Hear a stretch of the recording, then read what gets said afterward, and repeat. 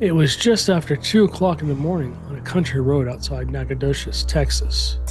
The witness had driven that road hundreds of times. Nothing unusual, just pine trees, darkness, and the glow of his headlights stretching down the pavement. Then something stepped out of the tree line. At first, he thought it was a person.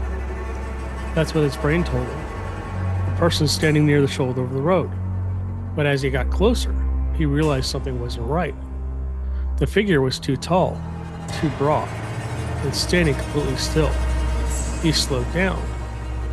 Then he hit his brakes, because whatever it wasn't a person.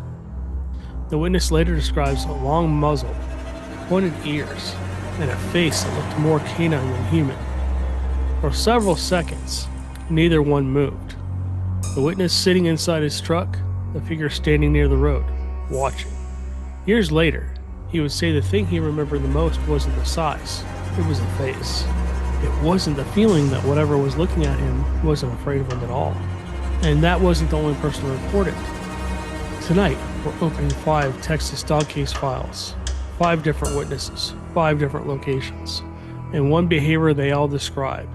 Because whatever these witnesses encountered, they all remember the same thing. It didn't run, it watched.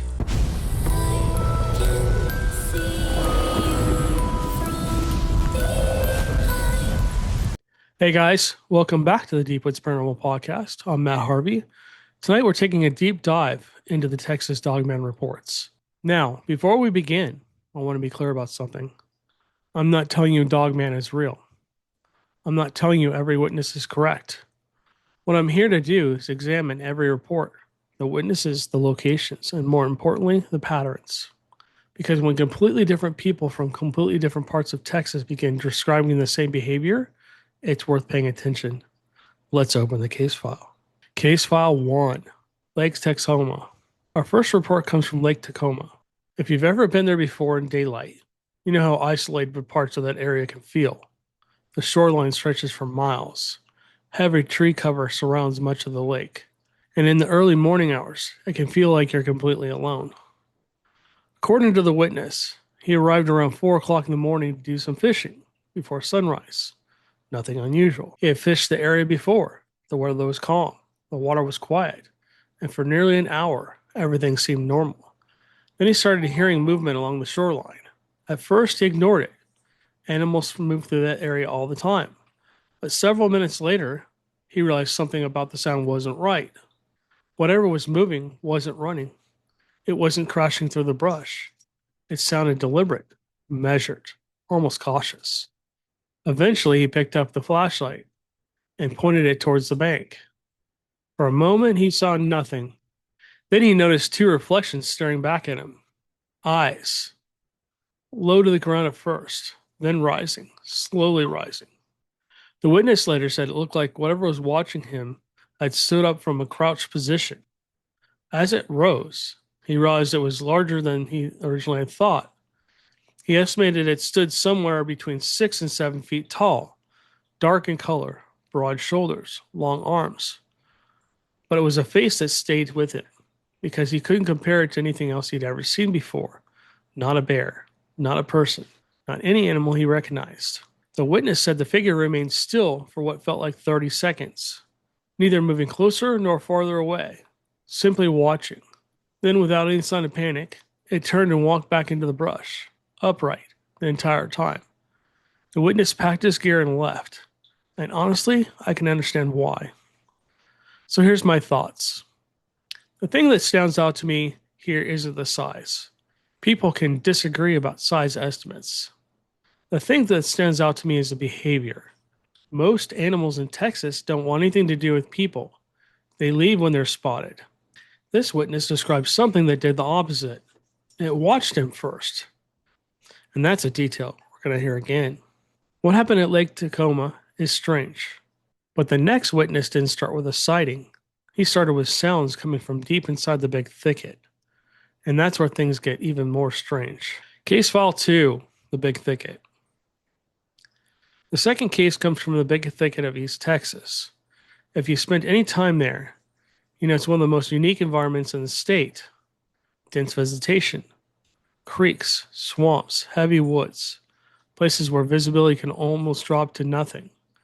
According to witnesses, the encounter started before sunrise. He was hunting in an area he knew well. The woods were quiet. Then he heard a loud knock, one sharp crack coming somewhere deep in the forest. At first, he assumed it was a branch falling, but then another knock came from a different direction, and then another. The witness later describes it as sounding intentional, not random, not natural. As the morning continued, the sounds became more frequent. Then came the footsteps, heavy movement through the brush. The witness expected a deer, maybe a hog. Instead, he caught sight of a large dark figure moving between the trees. Only for a moment, just long enough to realize it wasn't moving like any animal he recognized.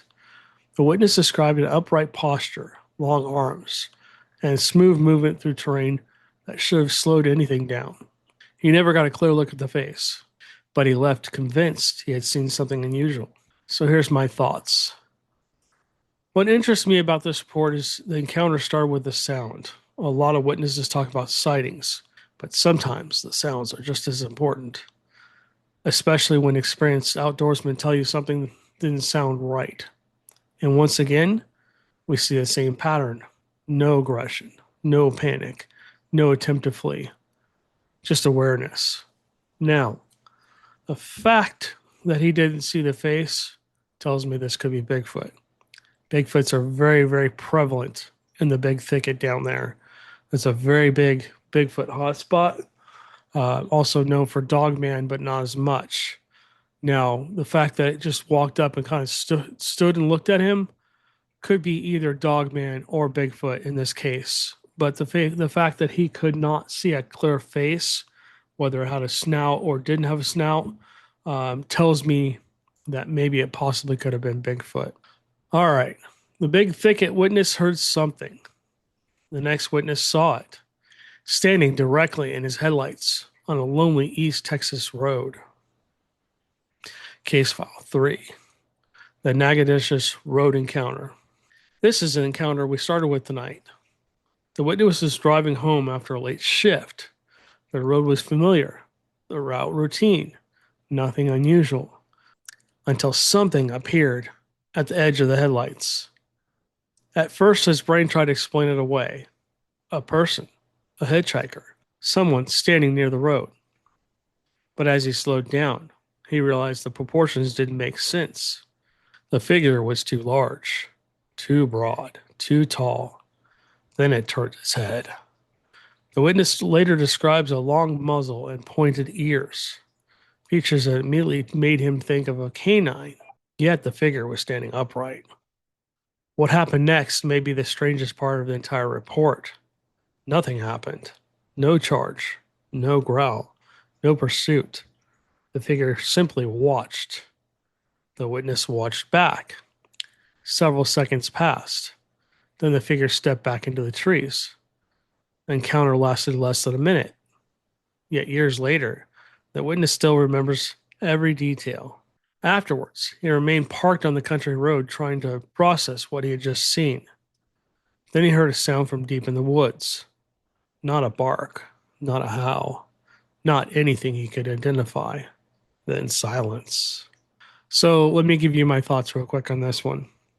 So this is a report that really got my attention because the witness wasn't looking for anything. He wasn't investigating. He wasn't hunting. He was just simply driving home. And yet he describes the same behavior we've already heard twice tonight, watching. And I can, I live in Texas. I've talked about this before. I live basically not in the boonies, but I work out in the boonies and I drive these country roads and I've seen strange things on these country roads. Most of the time I just attribute it to Bigfoot because the movement's usually pretty quick and it doesn't stop and watch. But I can definitely feel what this guy felt. Imagine pulling up and something walks out the road and just sitting just staring at you and then walks back into the road. That'd be pretty damn creepy. I'd be trying to record it, by the way. I tried to document it for you. Anyways, case file 4, the Sam Houston National Forest. The fourth case comes from the Sam Houston National Forest. And this one interests me because it involves an experienced hunter. According to the witness, he was sitting in a deer stand before sunrise. The woods were beginning to wake up. Birds, insects, normal sounds of the forest. Then everything stopped. Then the witness describes a sudden silence, a silence that felt unusual. Moments later, he heard movement behind him, heavy movement. Something was walking through the timber. At first, he expected to see a deer. Instead, he spotted a dark figure moving between the trees. The eyewitness estimates it stood significantly taller than a normal person. What caught his attention was the way it moved, calm, purposeful, almost as if it knew exactly where it was going. The figure never acknowledged him. It simply continued through the woods before disappearing from view.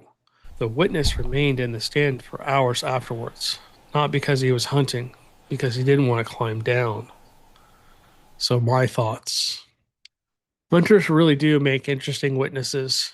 These are people who spend countless hours outdoors. They know their environments, they know what normal looks like.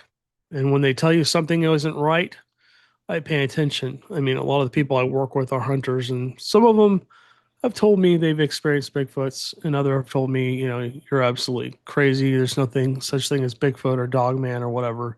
I've never seen one, or have they? Maybe they just don't know. The final witness didn't have one encounter, he had several. And that made me the most compelling case of the night. Case file 5, the repeated witness. The final case involves a property owner in rural Texas. For years, nothing unusual happened. Then, strange things started occurring. Sounds at night, movement near the tree line, animals behaving differently. At first, the witness ignored it. Then came the first sighting, a large, upright figure standing near the edge of the property. Months later, another sighting occurred, then another. Each encounter shared the same characteristics: distance, observation, no aggression, no approach, just watching. Over nearly 2 years, the description remains consistent, the location remained consistent, and the behavior remained consistent. So let's talk about this. This is why repeated witness cases interest me. One encounter can sometimes be dismissed. Multiple encounters over an extended period of time become harder to ignore, especially when the details remain consistent. And that's very true. Uh, if you can document your experiences, if you're experiencing something like this and you can document it, that's amazing. These things seem to be very aware of cameras and stuff like that. So I imagine if you put up cameras or you had cameras, they probably would avoid that area, kind of like Bigfoot does. Bigfoot's, these things are in the woods. They're hunters. So this is very interesting that a dogman would consistently come into the same areas and look at, the same house over and over and over again. Was there something going on that was curious to this animal? What would have brought this animal in to continually take a look at this homeowner's house? Were they doing something that caught this thing's attention? Were they looking at them maybe as future prey? Were they, just curious as to what was going on? Maybe they built a house in an area that was their backyard, and so they were keeping an eye on what's going on to make sure there's no threat. If you look at the missing 411 cases, you can see that everybody says, "Oh, it's Bigfoot." No, I don't think so. I think it's more Dogman, possibly, or alien abductions, or even something else that's going on with that. But I think Dogman is definitely involved in those missing 411 cases, and maybe this is why this thing was keeping an eye on them, the house, and watching what was going on and stuff like that. So let's talk about the pattern. As I put all these reports together, one detail keeps appearing. Not the height, not the face, not even the location, not the behavior. Lake Texoma, Big Thicket, Nacogdoches, Sam Houston, a rural property owner, different people, different years, different locations. Yet many of them describe the same thing. Whatever they encountered didn't immediately flee. It didn't panic. It didn't behave like most normal animals. Instead, it just watched. And that's the strangest detail in all these reports. Now, does that prove Dogman exists? No, of course not. But it does create a pattern worth examining. Because when completely different witnesses begin describing the same behavior, researchers should pay attention. So, my final thoughts. Maybe every one of these reports has a perfectly normal explanation. Maybe some of them don't. What keeps these stories alive isn't the proof, it's the consistency. Different witnesses, different locations, different years. Yet many of them remember the same feeling, the feeling that something was watching them from just beyond the edge of the light. And whether that explanation is ordinary or extraordinary, that's a mystery people in Texas are still trying to understand. So, guys, before we wrap things up tonight, I want to hear from you. Have you ever had an encounter in Texas you couldn't explain? Maybe it happened on a back road. Maybe it happened while you were hunting. Maybe it happened deep in the woods, near a river, or on your own property. Whatever your experience was, drop it in the comments below. I read these comments, and some of the best leads we've ever received have come directly from people watching this podcast or listening. If you're listening, also please drop a comment down there or email us or text us or whatever. And if you're enjoying these case files and investigations, please do me a favor and hit that like button. It really helps the channel grow and helps more people discover Deep Woods Paranormal. If you're new here, please make sure you subscribe and turn on that notification bell so you don't miss future investigations, witness reports, Bigfoot encounters, Dogman cases, UFO mysteries, haunted locations, and everything else we explore here on the channel. We have a lot more coming, and trust me, some of the upcoming investigations are going to be some of the most interesting ones we've covered yet. Thank you for spending part of your day with me. I'm Matt Harvey. Stay safe, stay curious, and as always, I will catch you guys on the next one. I can see